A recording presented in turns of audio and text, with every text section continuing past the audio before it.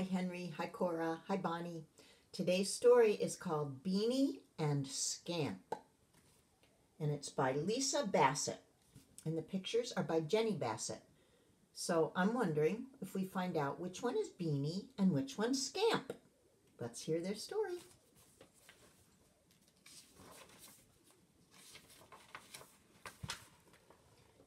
Beany and Scamp.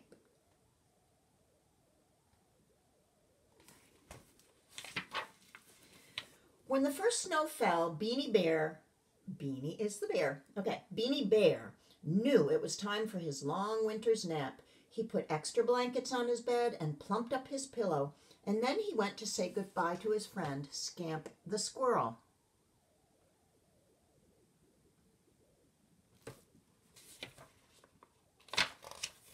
As Beany came to Scamp's doorstep and reached up to ring the bell, the door suddenly flew open. Scamp rushed out, bumped into Beany, and fell back through the doorway. Beany, I was just going out to look for you, cried Scamp. And here you are, right on my doorstep. Come in, come in. I have big plans for us today.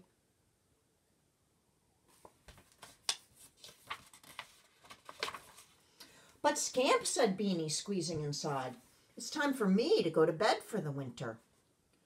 I will miss you, said Scamp sadly, especially today. I thought we could go together. Go where? Asked Beany. Hunting for my nuts, exclaimed Scamp. It's time for me to find the nuts I buried this fall. I will not have any food for the winter without nuts. I can't leave you without food, said Beany, but how long will it take to find your nuts? Last year...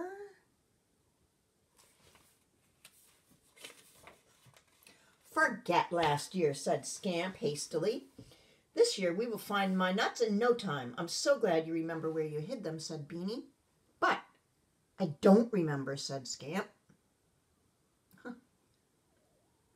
How are we going to find them?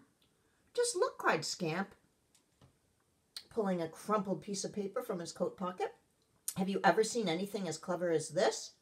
Well, I'm not sure, Beany said. What is it?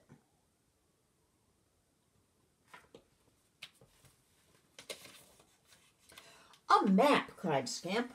Last fall, I put all my nuts in one place so it would not take so long to find them all. And then I drew a map to lead me to them. And all we have to do is follow the map, and we will be like pirates looking for buried treasure.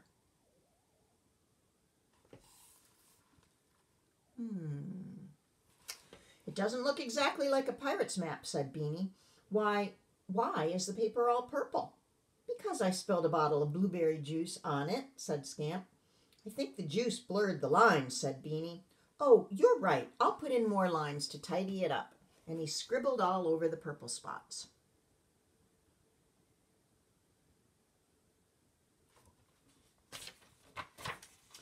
Now, as you can easily see, we start right here and follow the lines until we come to the end. Here, that is where we will find my nuts. Scamp was pointing to the square with the word nuts written inside.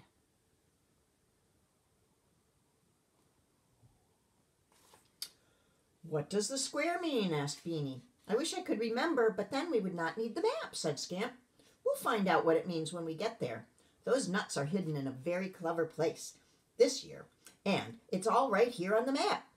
Beany tried to keep from yawning. He had a feeling that it would be a long time before he went to bed.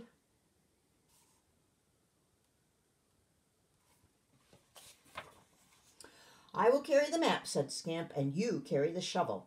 He trotted out the door into the frosty woods while Beany got the shovel out of the hall closet. As Beany was squeezing through Scamp's little door, he bumped his head, snagged his sweater, and dropped the shovel on his foot. Bump, snag, ow! Come on, called Scamp. You'll never find anything just standing there. Beany hurried after Scamp, but not without thinking that they were off to a very bad start.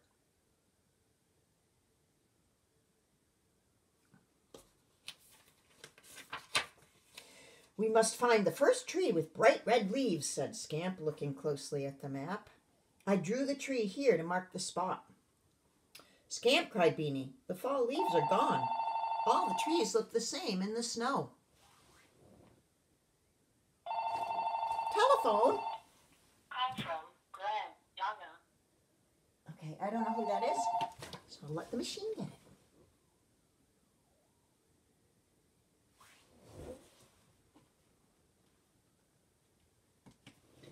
Sorry for the interruption. That happens. That's life.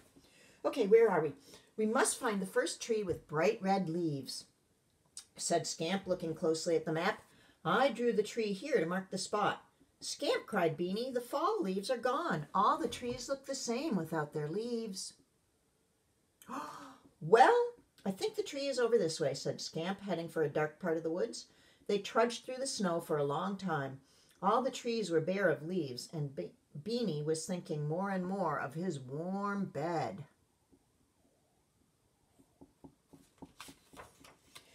We'll have to forget about the tree, said Scamp finally.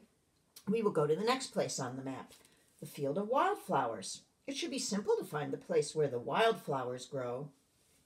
In the snow, cried Beany. Wildflowers don't grow in the snow. I did not think of that when I drew the map, said Scamp. But if we go this way, we will come to the place where the wildflowers used to be. I think it's the other way, said Beany. Oh, no, I'm sure it's this way, said Scamp. So off they went, going deeper and deeper into the woods. They walked and they walked and they walked.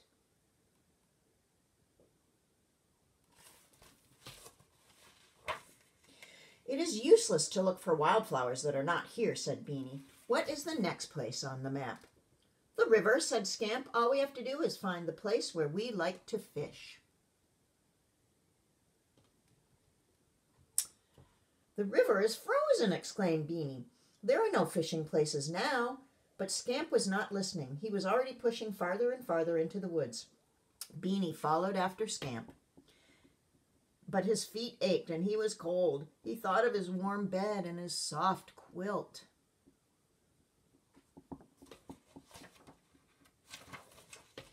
The snow began to fall again.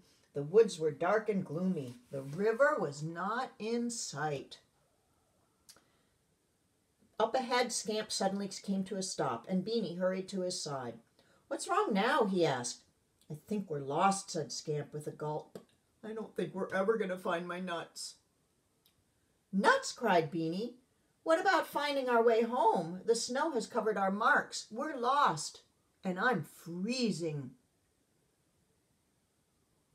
And it's getting dark. Scamp looked hard at Beany. Something is very different about you. Your sweater. No wonder you're cold. Your sweater is almost gone. My sweater snagged on your door hook, said Beany. It must have unraveled.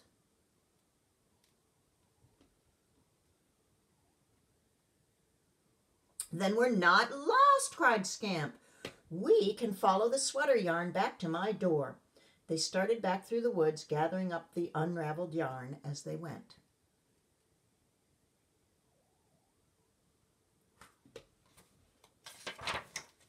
After a while, they saw a thin stream of smoke.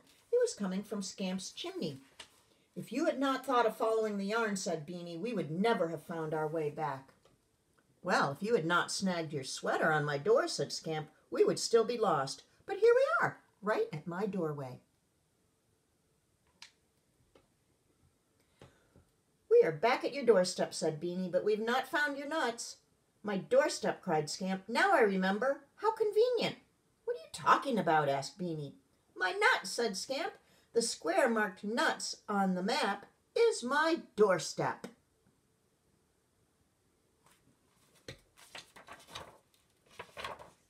I buried my nuts under the doorstep so they'd be easy to find, said Scamp. Yes, it's the perfect place, exclaimed Beany. It is only one step from your house. Scamp pulled up the stone step and Beany began to dig.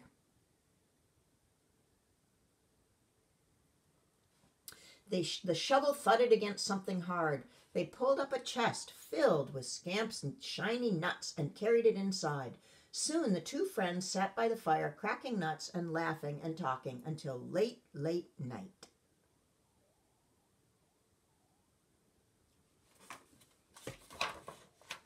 At last, Beany said goodbye and hurried home through the snow.